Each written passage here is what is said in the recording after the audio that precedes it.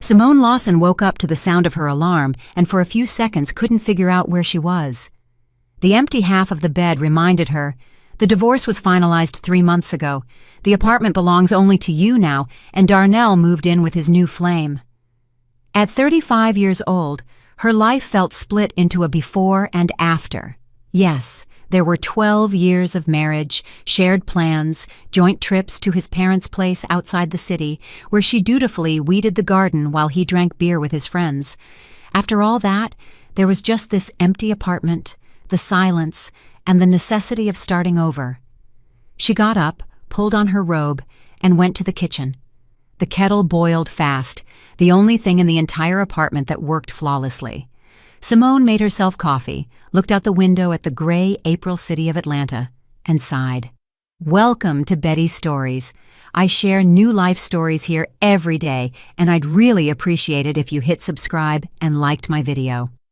Now, let's jump back into my story. I'm sure you'll love it if you keep listening till the end. Today was Monday, which meant a full week ahead at the small accounting office for a private firm called Prime Solutions Group. It was a grand name for a business of only 5 people, cramped into 2 rooms on the 3rd floor of an old commercial building downtown. She had found the job through her friend Sierra, who knew someone else. After the divorce, Simone desperately needed money for the lawyer, for utility bills, and for life in general. She'd had to leave her previous position at a large retail company. Her colleagues asked too many questions, giving her too many pitying looks. All she wanted was to forget everything and start fresh. Here, at Prime Solutions, no one knew her story, and that was a relief. The director, Victor Sterling, a man in his 50s with a receding hairline and a perpetually dissatisfied expression, hired her without asking too many questions. He looked at her degree, heard about her experience, nodded, and named a salary. Nothing spectacular, but acceptable. Simone agreed right away. The work turned out to be straightforward, processing documents, preparing reports, and keeping track of income and expenses. Nothing complicated for someone with 15 years of experience. Simone finished her coffee, got dressed, and left the apartment exactly at 8 o'clock in the morning. The commute to the office took 40 minutes, 10 minutes walking to the MARTA station, 20 minutes on the train, and another 10 minutes to the building itself. It was the familiar route she had been taking every weekday for 2.5 months. Leaving her building, Simone turned right and walked down the narrow street toward the station entrance. Here, right by the door, sitting on a beat-up piece of cardboard, was an elderly woman. Simone had noticed her on the very first day of her new job. The old woman never begged loudly, never whined, and never reached out her hand. She just sat there, wrapped in a faded coat, with a small tin cup in front of her. The cardboard sign, crookedly written, said, "Please help." Simone didn't consider herself particularly tender-hearted, but something about this old woman evoked pity.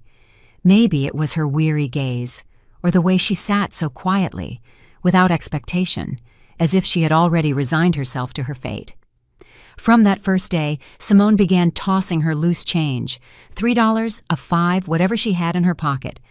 The old woman would always nod, mumbling, "Thank you, dear," and Simone would walk on. This continued for 2 months. Every morning, the same scene, the old woman in her spot, Simone dropping coins, a quick exchange of glances, and then off to work. Sometimes they exchanged a few words, and that's how they got to know each other. The old woman's name was Ms. Thelma Mae Jenkins. She was 79 years old. She lived somewhere nearby, but she couldn't stay home, as she vaguely explained. Simone didn't press for details. Everyone has their own story.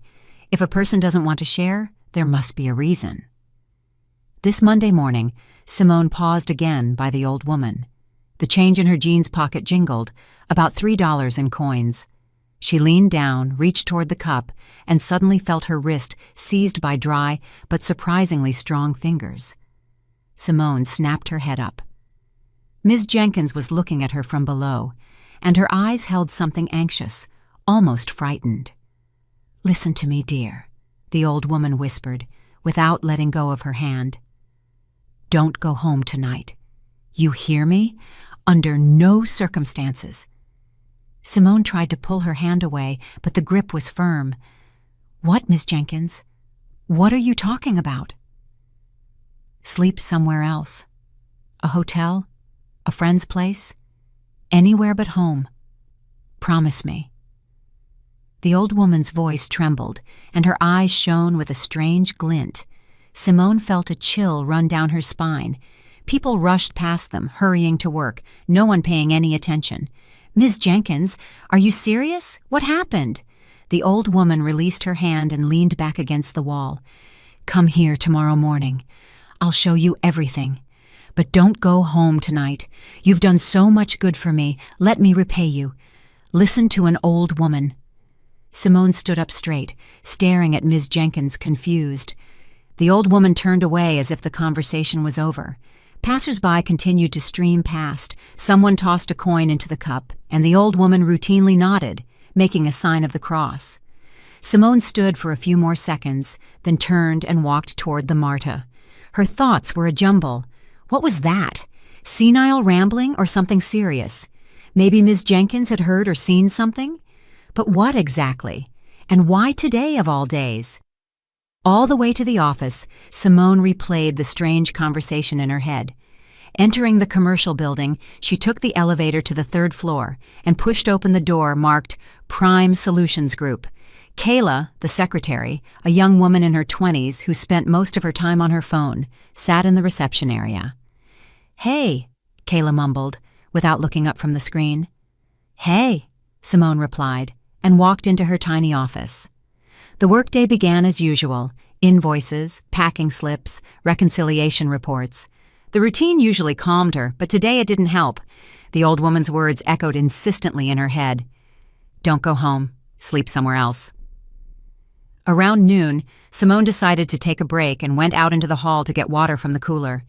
There, she ran into the security guard, Kevin Barnes, a man in his 40s with a square jaw and a short buzz cut. He had only been working here for about a month and a half, and Simone rarely spoke to him, except to say good morning. "It's hot today," Kevin remarked, walking up to the cooler after her. "Yeah, spring came early this year," Simone nodded, pouring water into her cup. Kevin filled his cup and suddenly asked, "Say, what part of town do you live in?" The question caught her off guard. Simone tensed up. "Why do you ask?" "Oh, just curious. Is it a long commute?" "It's fine. The train is close by." She avoided giving her address. Something about the question felt strange. Kevin nodded, drank his water, and returned to his spot near the entrance. Simone remained in the hallway, holding the cup and watching him go. Why was he suddenly interested in where she lived? They barely ever talked before, and his sudden interest felt suspicious. Back in her office, Simone tried to focus on her work, but her thoughts kept returning to the morning's conversation with Ms. Jenkins. By lunchtime, she had almost convinced herself it was all ridiculous, the fantasies of an elderly woman, and she shouldn't pay attention. But the anxiety wouldn't let go. At 3 o'clock in the afternoon, Victor Sterling came in. The director looked preoccupied, holding a folder of documents. "Simone, I have a question for you," he began, pulling up a chair opposite her desk. "These invoices for March, did you verify them?" Simone took the folder and flipped through the documents. They were standard statements of work performed, which she had processed the previous month. "Yes, I did. Why? What's wrong?" "There are no client signatures on 3 of the statements. Did you see them?" Simone frowned, looking closely at the documents. Victor was right. 3 statements were missing the client's signature. That was strange. She always checked things like that. "No, I didn't notice that. When I received them, the signatures were there. I remember because I specifically cross-referenced them with the ledger." The director rubbed the back of his neck. All right. Maybe I'm confusing things. Thanks." He left, and Simone sat there, staring at the closed door. Something was definitely not right. She clearly remembered checking those statements, and the signatures had been in place. Could she have made a mistake? Unlikely. With 15 years as an accountant, she had learned to be meticulous. The rest of the day passed under tension. Simone caught herself listening for sounds outside her door several times, jumping at footsteps in the hall. When the clock finally hit 6 o'clock, she gathered her things and left the office. It was dark outside, and the streetlights were on. Simone walked toward the MARTA on autopilot, following her usual route, but suddenly she stopped. Ms. Jenkins's words, "Don't go home." She stood in the middle of the sidewalk, and people walked around her. What should she do? Listen to the old woman or decide it was just an old person's oddity? But there was fear in Ms. Jenkins's eyes, real, genuine fear. And then there was Kevin's strange question about where she lived, and the incident with the invoices suddenly missing signatures. Simone pulled out her phone, opened the browser, and started searching for cheap extended-stay hotels nearby. She found one not too far away. The price was acceptable. She booked a room for the night, paid with her card, and walked to the address. The hotel was in an old building on a quiet street. The administrator, a sleepy young woman with pink hair, handed her an electronic key to a room for 4. Simone went up to the second floor, opened the door, and saw 2 sets of bunk beds. The room was empty. She dropped her bag on the bottom bunk, sat down, and stared at the wall. What was she doing? Why did she listen to some homeless old woman?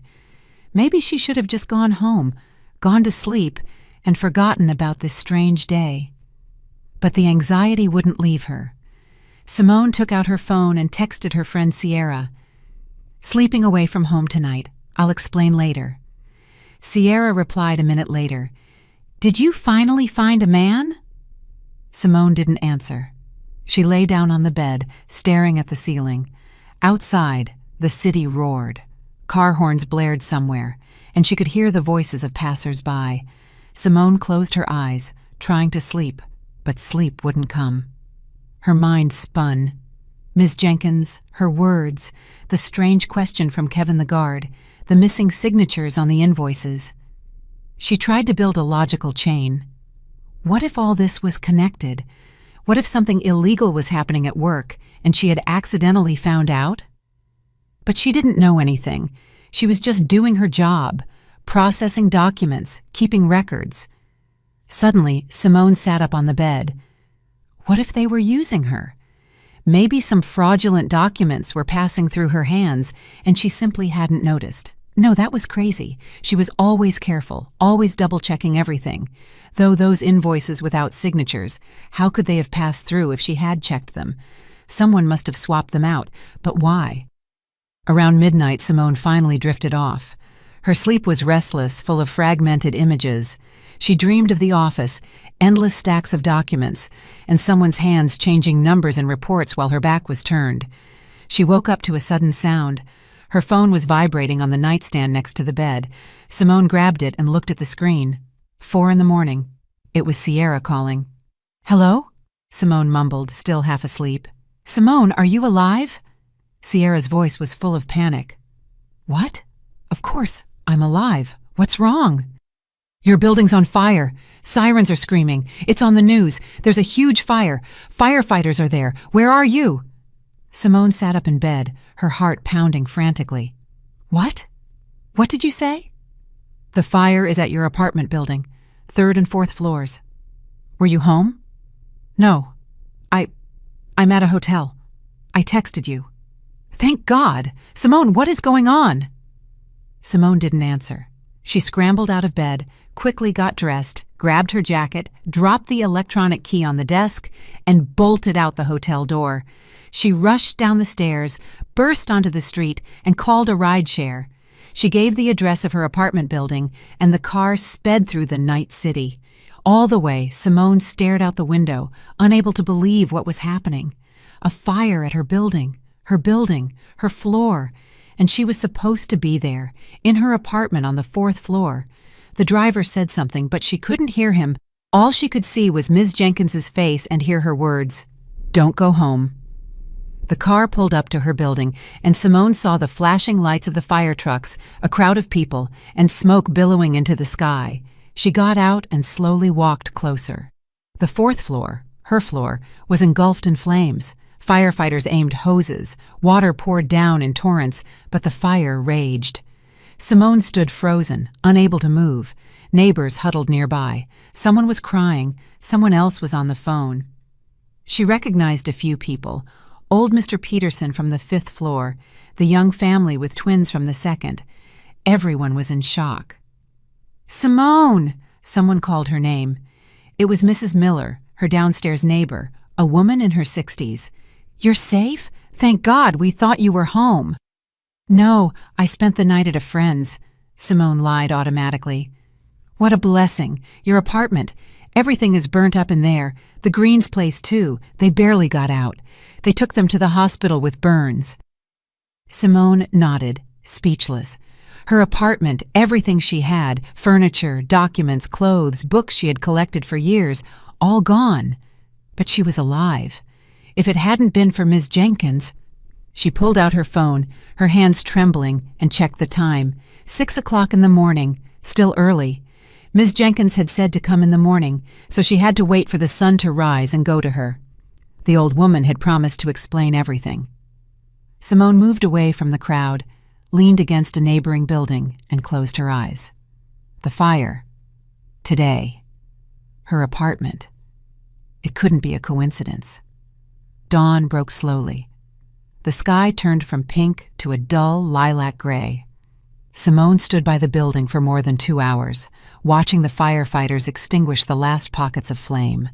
Around 6 o'clock in the morning, a police officer approached her, a young guy clearly exhausted from the sleepless night. "Are you Lawson, Simone R.?" he asked, checking his notepad. "Yes, apartment 402 on the 4th floor. That's mine. You weren't home at the time of the fire?" "No, I was staying at a friend's." The officer wrote something in his notebook. "Lucky you. Your neighbors, the Greens, are in the hospital right now. They barely made it out. Do you have any idea how the fire might have started?" Simone shook her head.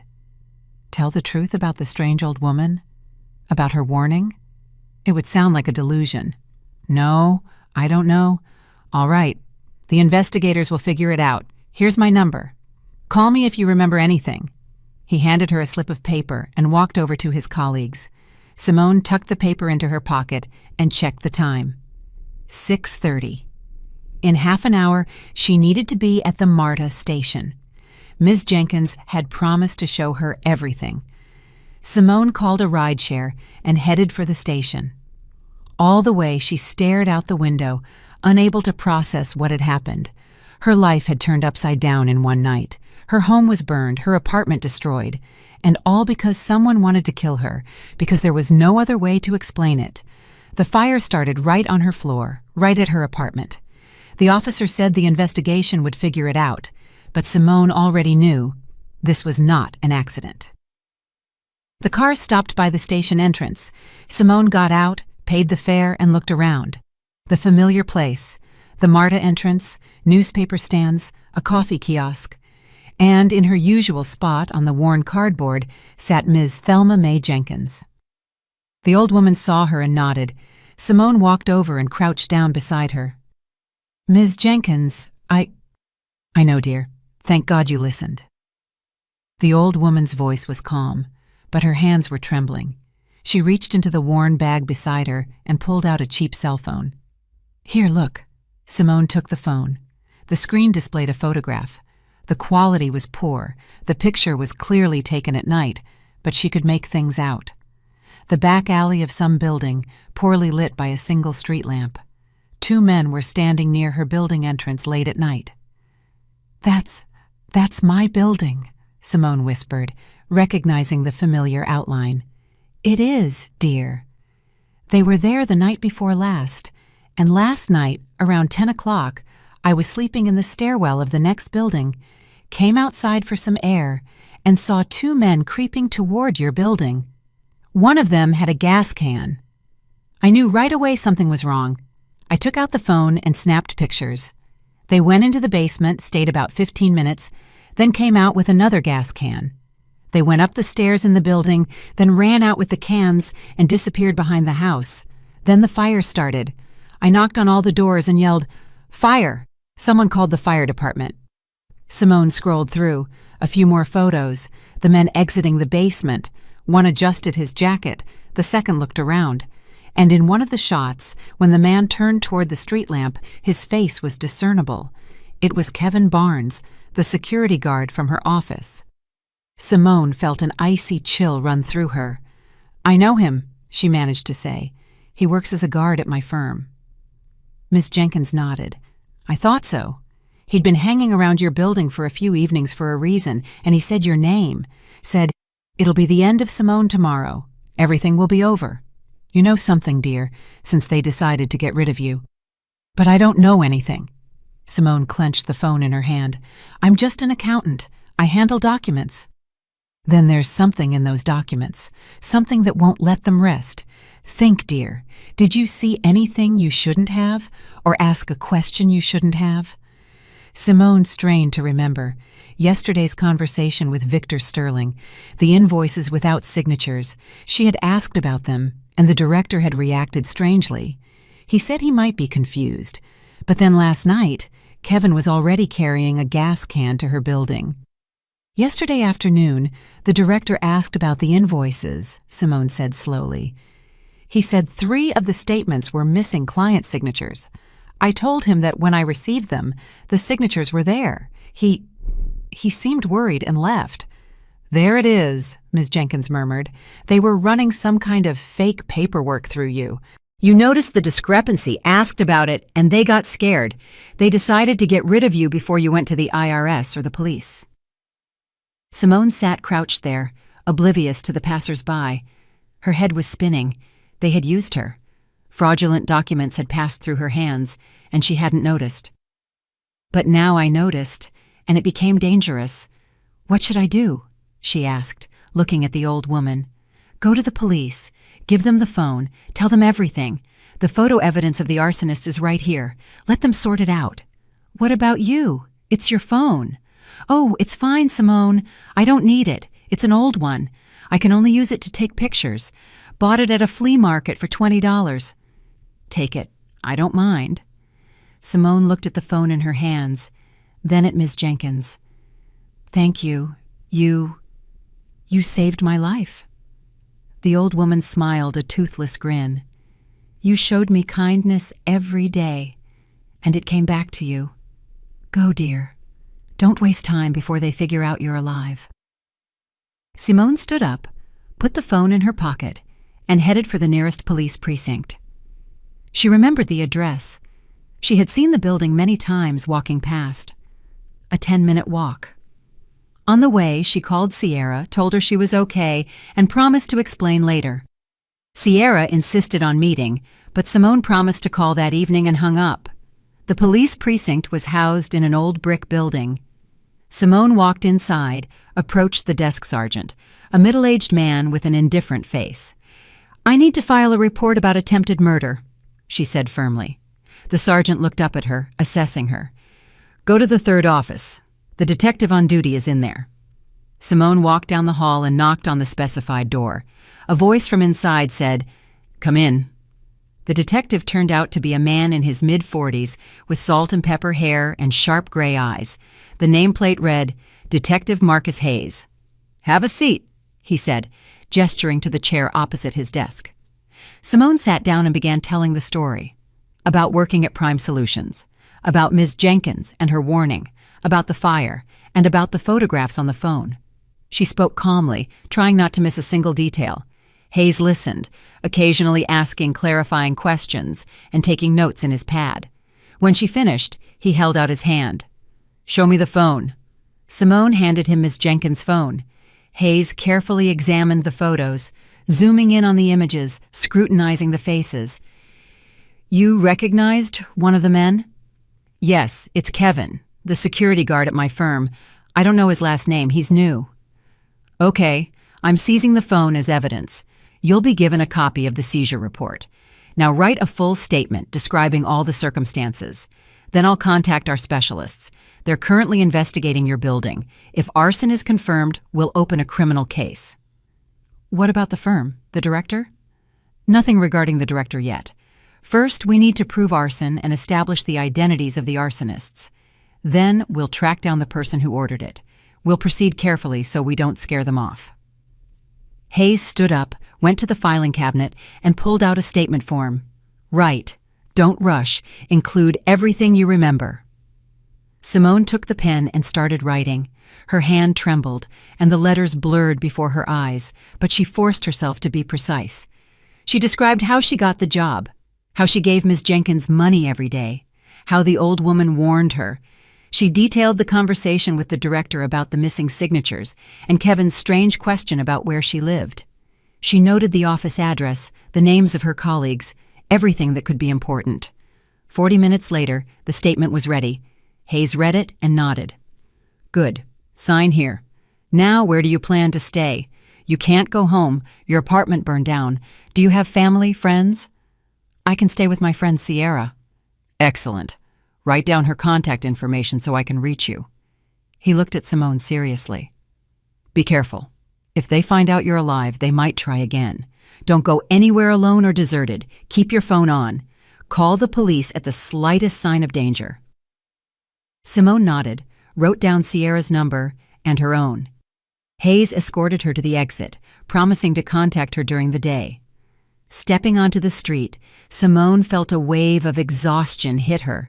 She had barely slept all night, survived a fire, been to the police station, and now she needed to figure out what to do next.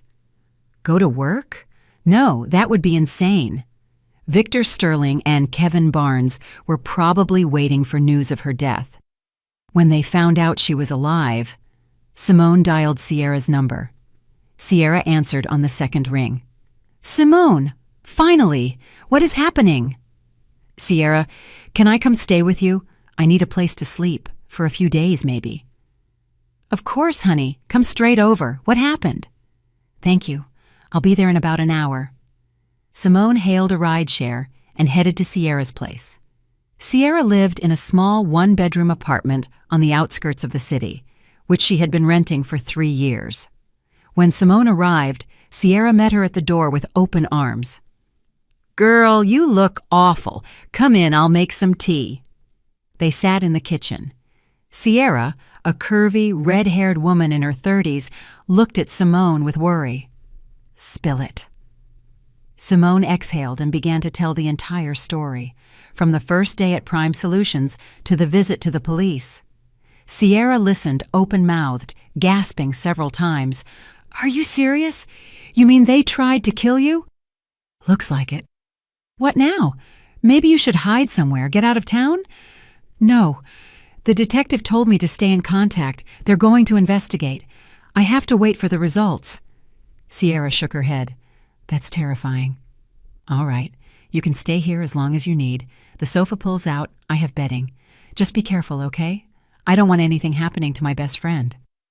"Thank you, Sierra. You're a true friend." They hugged. Simone felt tears well up in her eyes but held them back.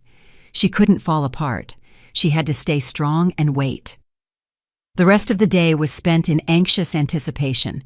Simone lay on the sofa, staring at the ceiling, replaying the events of the last 24 hours. How quickly everything had changed. Yesterday morning, she had a job, a home, a routine life. Today, nothing but ashes and questions. That evening, around 8 o'clock, Detective Hayes called. "Simone Lawson, I wanted to update you. The investigators confirmed it. The fire was intentionally set. Gasoline cans were hidden in the basement. The ignition point was near your apartment. An accelerant, presumably gasoline, was used. The fire spread to the 3rd and 4th floors. Your apartment suffered the worst damage. The concentration of substances there was highest. So they tried to murder me deliberately. All signs point to it. Tomorrow we'll start interviewing your firm's employees. We'll proceed carefully under the guise of a routine inspection. For now, do not tell the director or anyone else that you're alive and that you went to the police." "Understood. What about the results?" "I'll keep you informed. If anything urgent happens, call me anytime." Simone thanked him and hung up. Sierra was sitting nearby, nervously waiting for the call to end. "Well?" "Arson confirmed. The police are starting their work. Listen, maybe you really should go stay with family, like your parents. My parents are gone. My mom passed away 5 years ago. I don't know my father. No other relatives either." "Then stay put right here. It's safer together." They went to bed late. Simone lay on the sofa, listening to Sierra toss and turn on the bed, and couldn't sleep. Thoughts raced. What would happen tomorrow? What would Victor Sterling say when he found out she was alive? And Kevin, how would he react? The next morning, on Wednesday, Simone woke up to the sound of a text message. It was Kayla, the secretary from work.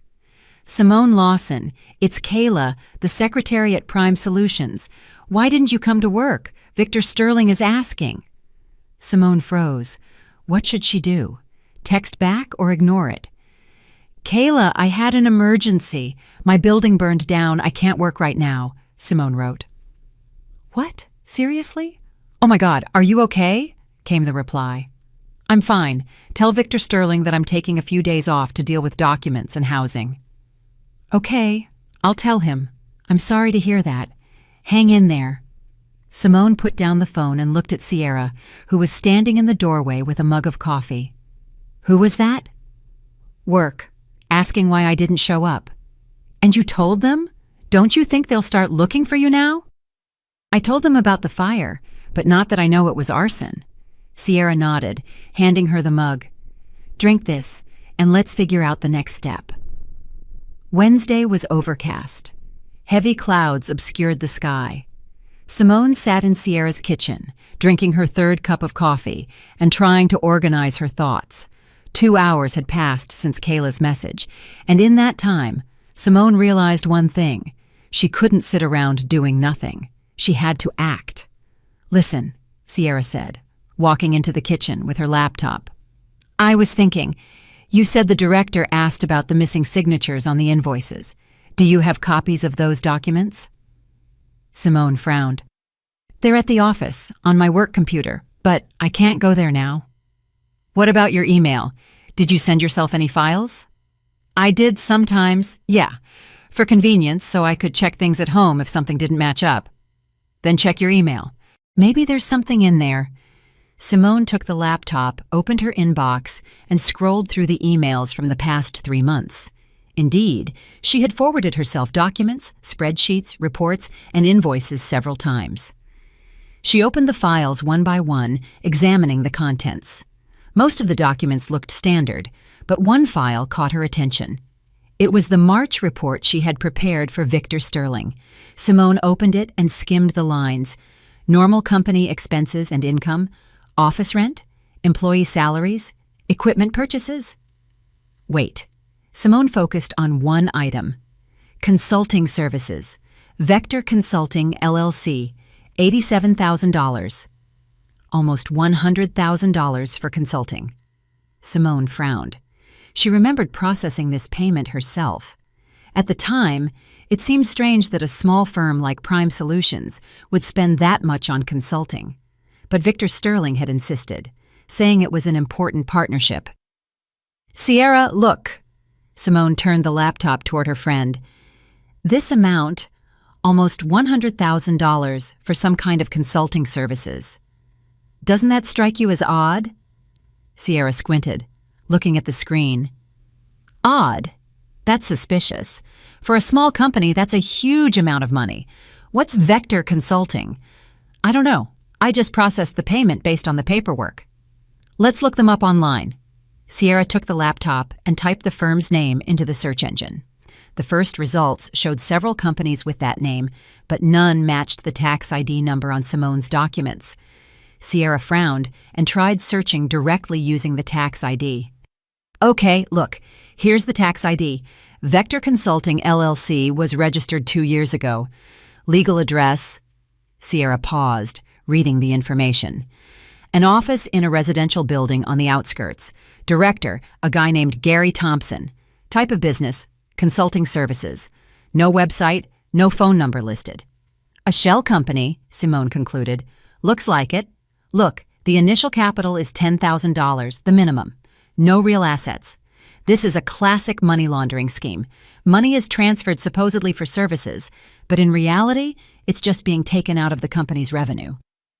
Simone furrowed her brows. So they really were running fraudulent transactions through her. Victor Sterling had used her as the accountant to process fake documents, and she hadn't suspected anything. And when she started asking questions about the missing signatures on the invoices, he panicked that she would uncover the whole scheme and decided to get rid of her. "I need to give this to the detective," Simone said, pulling out her phone. She called Hayes. He answered immediately. "Simone Lawson, something wrong?" "Detective Hayes, I found something in my documents, a suspicious payment for nearly $100,000. The recipient company looks like a shell corporation." "Excellent! Email me all the documents you have. I'll forward them to the police's financial crimes unit. Let them investigate. In the meantime, continue to stay where you are. Don't go outside unnecessarily. Stay off the grid." "Understood. One more thing. Someone from work texted me. The secretary asked why I didn't show up." "And you responded?" "I told her about the fire but didn't mention the police." "That was a mistake. You shouldn't have answered them. Now they know you're alive. But what's done is done. At least let them think you survived and are just in shock. That buys us time. We're conducting a search of the Prime Solutions office this evening. We'll try to find the original documents in the director's computer, and we'll definitely detain Kevin. As soon as we fully establish his identity, we'll detain him. We're working on the photos now. Identification is underway." Simone thanked him and hung up. She forwarded Hayes all the potentially useful files from her email and closed the laptop. "Well, are we waiting?" Sierra asked. "We are." The rest of the day dragged on agonizingly slowly. Simone kept going to the window, looking out onto the street, checking her phone. Sierra tried to distract her, putting on a show, offering to play cards, but nothing helped. The tension grew with every minute. Around 7 o'clock in the evening, Kayla called Simone. "Simone Lawson, you won't believe what's happening here." "What is it?" Simone pretended to be surprised. "Why?" "I don't know. The police came in with a search warrant. They turned everything upside down. Victor Sterling is yelling. Kevin Barnes disappeared." "Simone Lawson, are you all right? Is this related to the fire?" "I don't know, Kayla. I'm staying in a hotel right now, dealing with documents and housing. Don't worry, they'll sort it out." Simone hung up and looked at Sierra. "The search has started. They're fast. Do you think they'll find anything?" "I hope so." Half an hour later, Hayes called. "Simone Lawson, good news. We seized the director's computer and all financial documents for the last year. Preliminary analysis shows that fraudulent transactions totaling around $500,000 were run through your firm. The money was funneled through several shell companies, including Vector Consulting, LLC. And Kevin, we identified him. Kevin Barnes, previously convicted of armed robbery, released 3 years ago, and hired by Sterling as security. We're looking for him now. He wasn't at his apartment. He's been put on the wanted list." "So he ran?" "Possibly. Or Sterling tipped him off when we arrived. But we'll find him. It's a matter of time. You still need to be careful. Barnes is dangerous. If he finds out you're alive and testifying against him, he might try to come after you." Simone swallowed. A chill ran down her spine. "And Victor Sterling? Was he arrested?" "Not yet. We took him in for questioning. He denies everything, says he knows nothing about fraudulent transactions, and that he signed the documents without looking, trusting you as the accountant. He's pinning it on me. Classic tactic, but we have evidence that he's lying. We found correspondence on Sterling's computer with the director of Vector Consulting, Gary Thompson. They discussed the money laundering scheme. We'll be questioning Thompson tomorrow. I think he'll crack quickly. People like that usually give up everyone at the first threat of prison." "So, things are going well?" "Yes. Continue to stay in touch. I'll call as soon as I have news." Simone hung up and exhaled. Sierra hugged her shoulders. "See? It's all working out. They'll catch that Kevin. They'll put the director away, and you can live in peace." "I hope so," Simone replied quietly. She slept poorly that night. She had nightmares. Kevin with a gas can, flames engulfing the apartment, her own screams for help. She woke up in a cold sweat, sat on the sofa, and listened to the silence of the apartment. Sierra was sleeping peacefully. Her breathing was steady. Simone envied her calm. Thursday morning, she was woken by a call. She grabbed the phone and saw Hayes's number. "Hello?" "Simone Lawson, we have news. Thompson was arrested last night. He confessed. He confirmed that Sterling organized the money laundering scheme through shell companies. Thompson received a percentage for participating. Victor Sterling has been officially arrested, charged with felony fraud. A case of attempted murder, yours, has also been opened. Sterling denies involvement in the arson, but we know he gave the order to Kevin Barnes. And where is Kevin? We found him an hour ago. He was trying to leave the city on a bus. He was arrested at the bus station. He's at the precinct now giving testimony. He confessed that Sterling paid him $10,000 to burn your house down. He hired one other person to help, Dwayne the Ghost Harris, also a criminal associate. Harris is already in custody. Simone felt a huge weight lift from her soul. So that's it? They caught all the main suspects? Yes. The investigation is ongoing. We're gathering evidence and preparing the case. You'll need to give an official statement, but that can be done at your convenience. The danger has passed. Thank you. Thank you so much. No problem. You saved yourself by listening to that old woman. Speaking of her, we'd like to take her statement. Can you connect us with her? Simone thought for a moment. She usually sits by the MARTA at Decatur Station. Every morning. Ms. Thelma Mae Jenkins. Excellent. We'll find her. Thank you again for your cooperation. Stay safe. Hayes hung up. Simone put the phone down and covered her face with her hands. Tears streamed down, tears of relief, exhaustion, and everything she had endured. Sierra came over and hugged her. What happened? Bad news? No, Simone sobbed. Good news. They caught them all. It's over. Sierra held her tightly. There, that's good. Everything will be all right. They sat like that for a few minutes until Simone calmed down. Then she washed her face, drank some water, and sat back on the sofa. You know what's strange, she said, looking out the window. I only worked at that firm for 2.5 months, and I almost died. All because I asked one question, just one question about missing signatures. You did the right thing, Sierra said. If you had stayed silent, they would have kept using you, and when the scheme was exposed, they would have blamed everything on you. Said you, the accountant, organized it all. You're probably right. Simone stood up and went to the window. An ordinary day was beginning outside. People were rushing to work, cars were stuck in traffic, and children were playing somewhere. Life went on, no matter what. Sierra, I need to go see Ms. Jenkins and thank her. If it weren't for her, I wouldn't be standing here right now. Want me to go with you? No, I'll go alone. It's personal.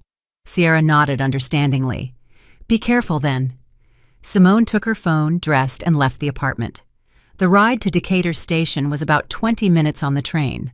On the way, she thought about what she would say to Ms. Jenkins. How do you thank someone who saved your life?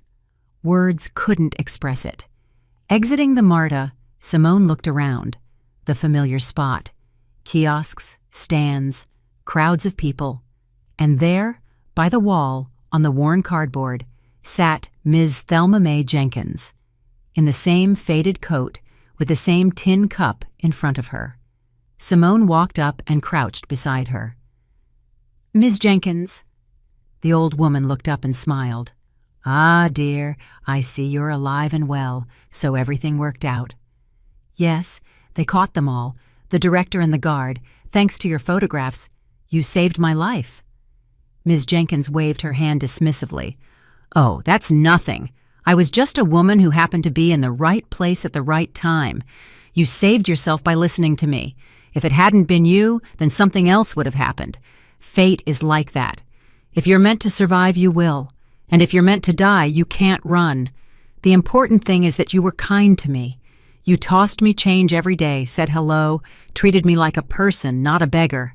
That kindness came back to you. Simone pulled an envelope from her pocket. Inside were $500, all the money she had left after the fire. Please, take this. It's not payment for saving me. It's just from my heart. Ms. Jenkins looked at the envelope, then at Simone. Dear, you need the money yourself. Your house burned down. Your apartment is gone. I'll get the insurance money. I'll find a new job. You need it more right now. Please take it. Don't refuse. The old woman slowly took the envelope and tucked it into her coat pocket. "Thank you, dear. God bless you. You're a good person." Simone hugged her, feeling the old woman tremble. Fragile, small, but with such a strong spirit. "Ms. Jenkins, where do you live? Maybe I can help somehow?" The old woman sighed. "Nowhere, dear. I sleep here, there, in stairwells, at the bus station. My children cut me off. My grandchildren don't know me. My social security check is small. It's not enough for housing." Simone felt her heart clench. "Would you like to live in a retirement home? You'd have a roof over your head, food, medical care." Ms. Jenkins shook her head. "I would, of course, but the waiting list is huge, and they're mostly private. I can't afford it." "I'll help," Simone said firmly. "I promise. As soon as I get my own life sorted out a little, I'll take care of yours. You deserve a peaceful old age." The old woman looked at her with gratitude. "You're an angel, dear, a true angel." They sat a little longer, talking about trivial things. Ms. Jenkins told Simone how she ended up on the street. Her husband died 10 years ago. Her children moved away across the country and stopped helping. She had to sell the apartment to pay off her husband's debts. Simone listened, thinking how unfair the world was. This woman had lived a long life, raised children, and ended up on the street. "Ms. Jenkins, I promise you, I won't abandon you," Simone said, standing up. "I'll come back when everything is settled, and we'll find you a proper place." "Go, dear, and be happy. You are good, and life will repay you with kindness." Simone said goodbye and headed back to the Marta. Her heart felt warm. Despite all the difficulties, she was alive. The criminals were caught, and now she had a goal: to help the person who saved her. The next 2 weeks flew by in a blur. Simone gave statements to the detective, met with a lawyer, and dealt with filing the insurance claim for her burned apartment. The process was long and exhausting. The insurance company demanded countless documents, affidavits, and expert evaluations. Simone drove from one office to another several times a day, collecting paperwork. She stayed with Sierra, and her friend never complained, even though the close quarters were noticeable. A one-bedroom apartment for two is a test even for the best of friends.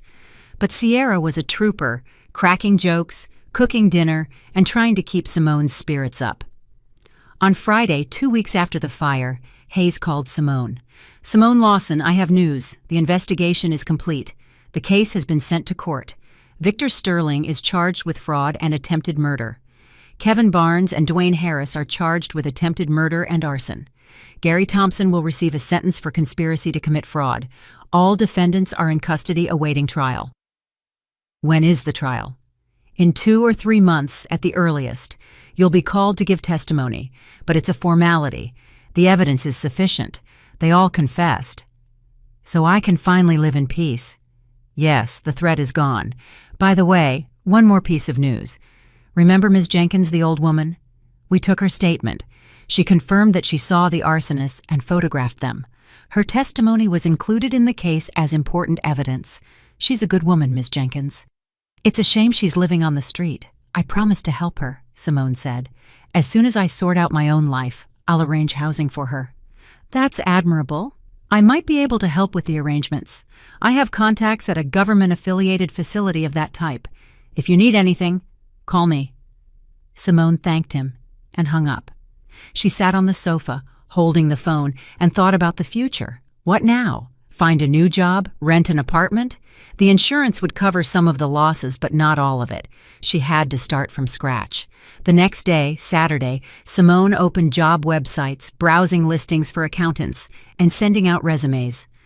By evening, she had sent 10 applications. Now, all she could do was wait. On Monday, she got a call from a retail company, Summit Financial Corp. They offered her an interview. Simone agreed, writing down the address and time. On Tuesday, she went to the meeting. The Summit office was located in a modern high-rise in the city center. Simone was met by the HR manager, Olga Johnson, a pleasant woman in her 40s. They talked for half an hour, discussing Simone's experience, her skills, and her salary expectations. Olga asked questions about her previous workplaces, and Simone honestly told her about Prime Solutions, without going into detail about the criminal case. "I understand," Olga nodded. "Sometimes you end up in the wrong company, but your experience is impressive. 15 years in accounting is serious. We're ready to make you an offer. The salary is $55,000 on probation. After 3 months, it goes up to $65,000, 9 to 6 schedule, Saturdays and Sundays off. Does that work for you?" Simone nodded. The terms were acceptable. Much better than at Prime Solutions. "It works. When can I start?" "Next Monday, if you agree." They shook hands, and Simone left the office with a feeling of relief. The first step was taken. She had a job. Now she needed to solve the housing problem. That evening, she discussed it with Sierra. "Hey, maybe we should rent a 2-bedroom apartment together," Sierra suggested. "I'm lonely here by myself, and it would be cheaper if we split the rent." Simone considered it. The proposal was reasonable. Renting a 1-bedroom apartment alone would be expensive, and she and Sierra had already adjusted to living together. "That's a great idea. Let's look." They spent the evening browsing rental listings. They found a few suitable options, called the owners, and arranged viewings for the weekend. On Saturday, they looked at 3 apartments. The first was too expensive, the second was in poor condition, but the third was perfect. A 2-bedroom on the 2nd floor in a quiet neighborhood close to the MARTA. The furniture was simple but solid. The landlady, an elderly woman named Mrs. Dolores Washington, asked for $1,750 a month, plus utilities. Simone and Sierra exchanged glances and agreed. $875 each, totally manageable. "When will you move in?" Mrs. Washington asked. "Tomorrow if we can," Sierra replied. "Then let's sign the lease. You pay the first month and the security deposit, and you can move in." "The main thing for me is that you're decent people and not drinkers."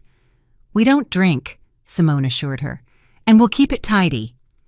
They signed the lease, paid the money, and got the keys. The next day they moved their belongings. Sierra didn't have much. Simone had even less. Everything had burned in the fire. But this was the start of a new life, and Simone felt her old confidence returning with each passing day. On Monday, she started her new job. The team at Summit was friendly.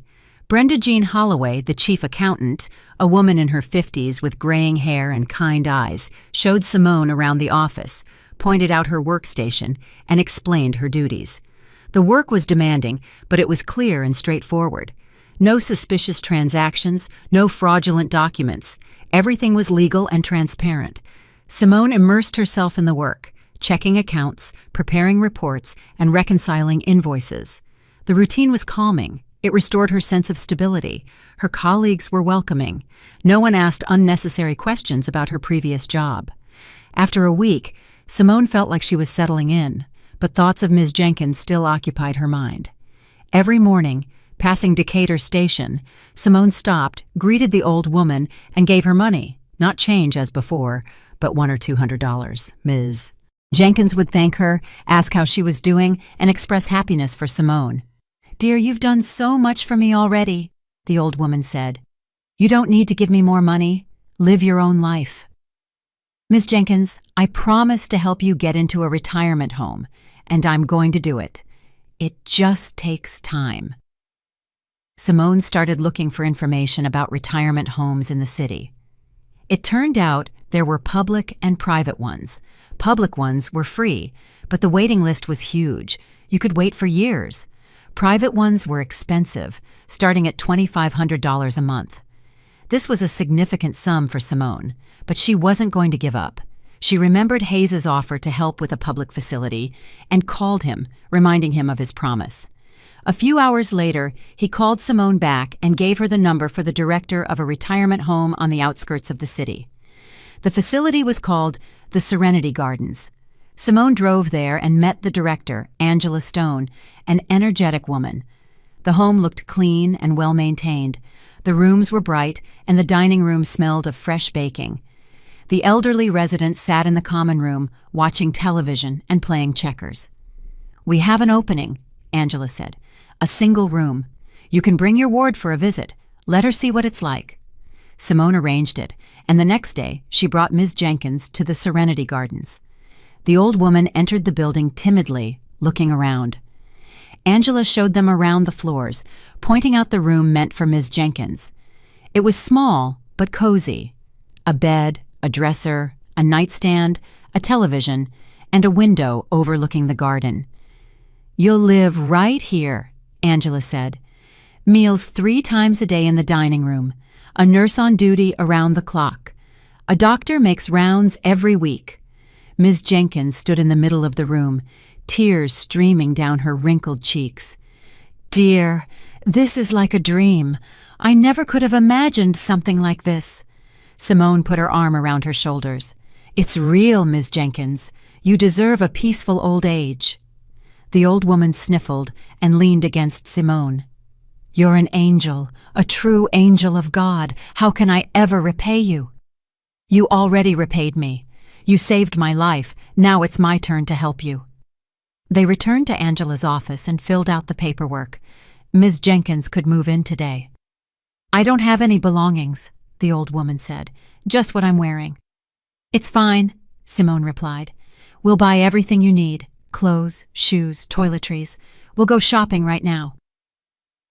They spent the rest of the day buying things. Simone bought Ms. Jenkins 2 outfits, a warm robe, slippers, a toothbrush, soap, shampoo, and towels. The old woman was embarrassed, saying it was too much, but Simone didn't listen.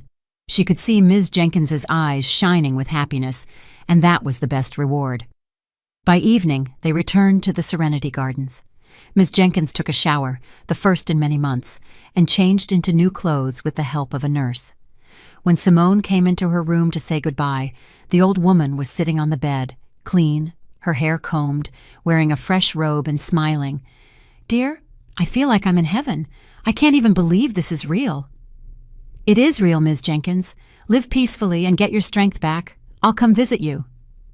"You are so kind. You know, I've always believed that kindness comes back. When I was left on the streets, I thought I was wrong. But no, you proved to me that I was right. Kindness always comes back, just not right away." Simone kissed the old woman on her wrinkled cheek and left the room. On the way home, she thought about how strangely everything had worked out. 2 months ago, she was an unhappy divorced woman, working for a questionable firm, barely making ends meet. Then came the fire. She almost died, and she lost her apartment. Now she had a new life, and the feeling that she had done something truly important. She had helped a person who deserved it. In mid-May, she received a notice from the insurance company. The payout was approved. Simone received $90,000 for her burned apartment. It was significantly less than the market value, but it was something. Simone deposited the money and started planning. She decided to save some of the money for the future, in case of unforeseen expenses. She would spend the rest on furniture and furnishing the apartment she shared with Sierra. 3 weeks later, Simone returned to the retirement home to visit Ms. Jenkins. The old woman sat by the window looking at the garden. In 3 weeks, she had visibly changed. Her face was fresher, and her eyes sparkled. She had gained weight and looked younger. "Ms. Jenkins, I brought you a cake and some good tea." The old woman turned and looked at Simone with wide eyes. "Dear, thank you. I was waiting for you. How are you doing?" "I got the insurance payout for the apartment. I have a new job. You're fed, warm, and safe. What more could I ask for?" Ms. Jenkins wept. Simone hugged her, stroking her gray hair. "Don't cry. Everything is fine. You deserve this peaceful life." "Dear, I don't know how to thank you. You restored my faith in people. I thought the world was cruel, that no one cared about anyone else, but you showed me that's not true." "The world is diverse, Ms. Jenkins.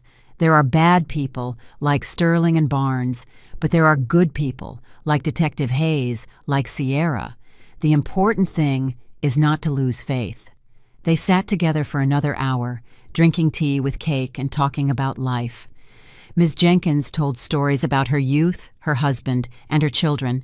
Simone listened, feeling warmed by the stories.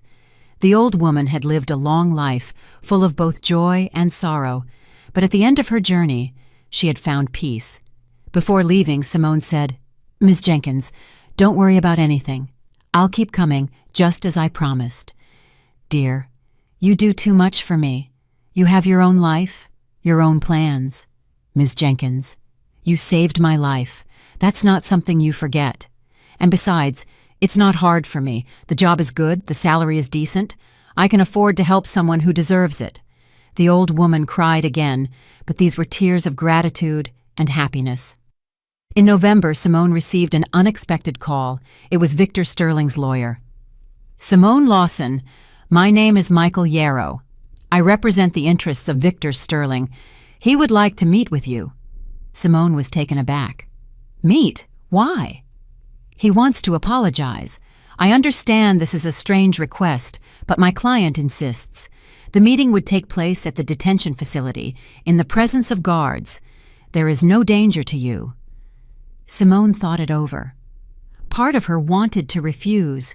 Why should she see the man who tried to kill her? But another part was curious.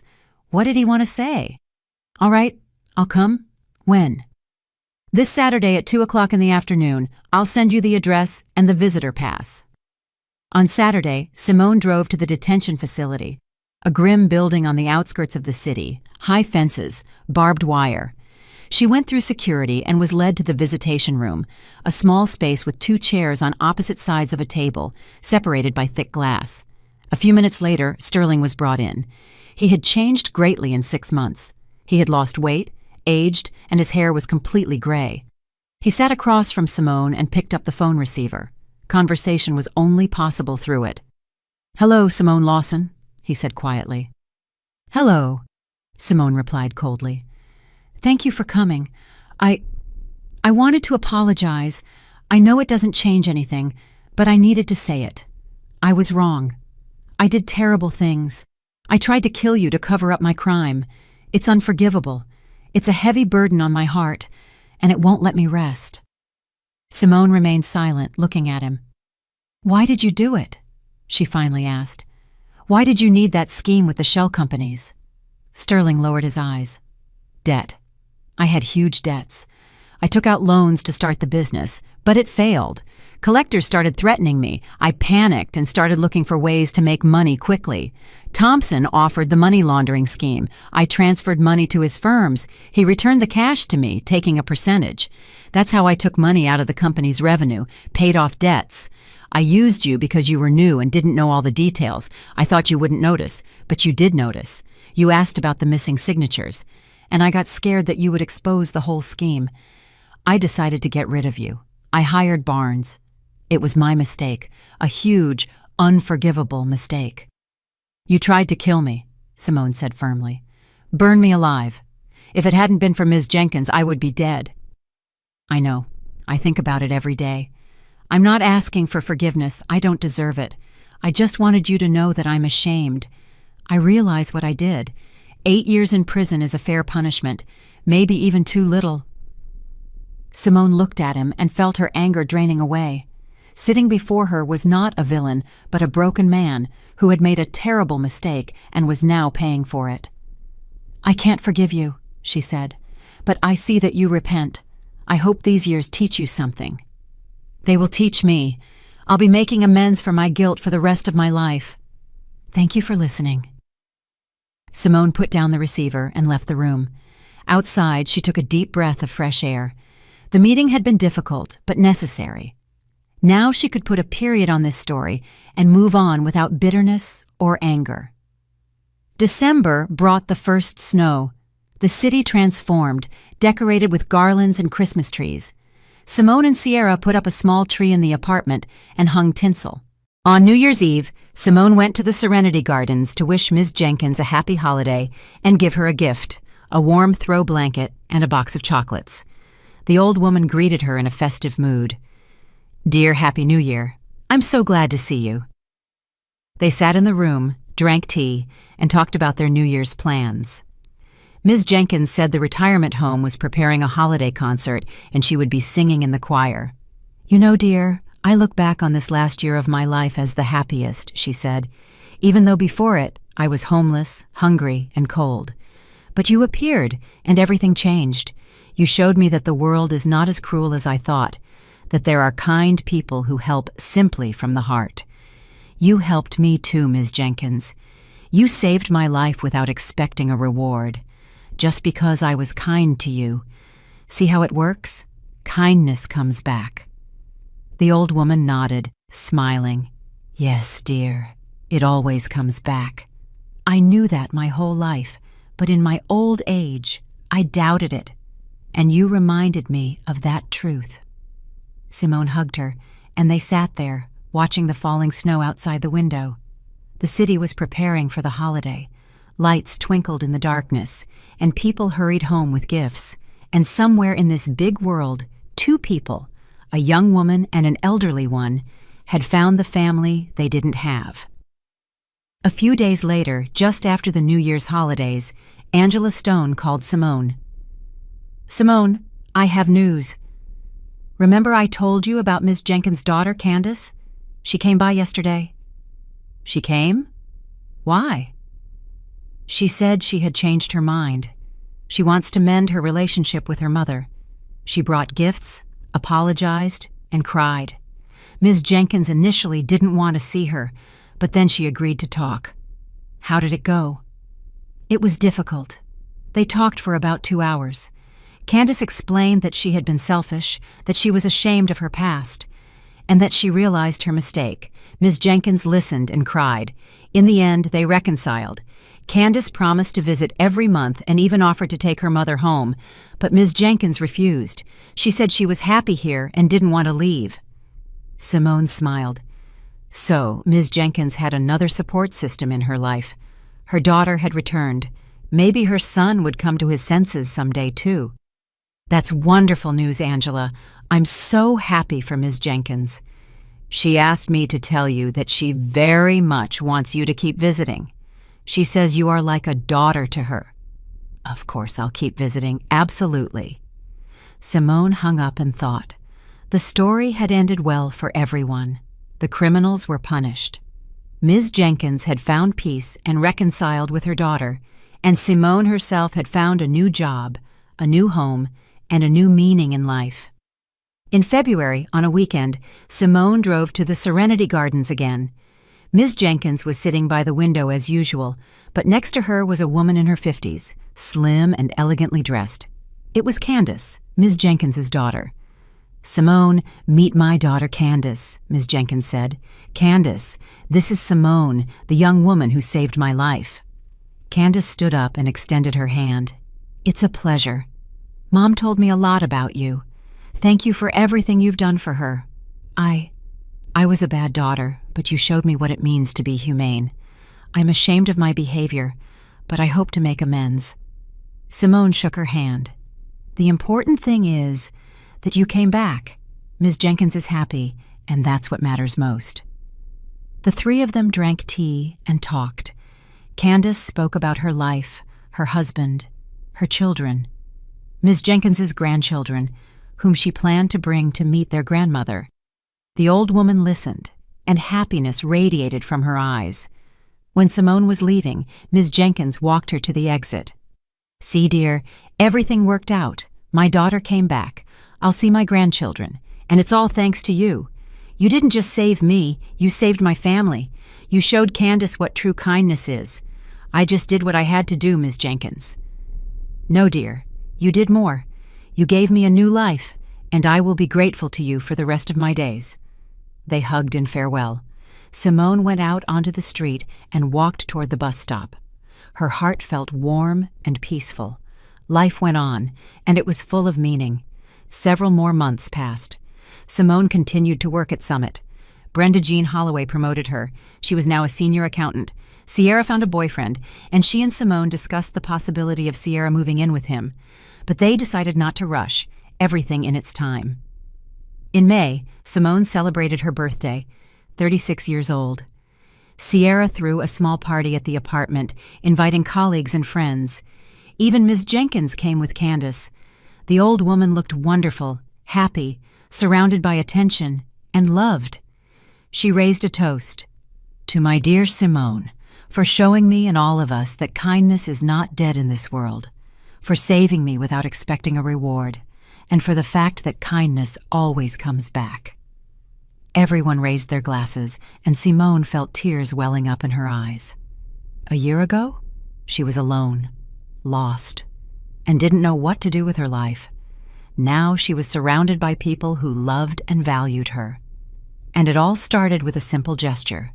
A few dollars dropped into an old woman's tin cup by the MARTA station. Kindness might not come back on the same day, but it always comes back. I'm really glad you're here and that I could share my story with you. If you liked it, show me by liking the video and subscribing to my channel. Let's see how many of us there are. Write in the comments which city you're watching from and what time it is. I'm so curious to know where all you wonderful people are tuning in from. If you want to support me a little extra, you can also send a small donation. I share new life stories for you every single day. And now, 2 of my most popular stories will pop up on the screen so you can choose what to watch next.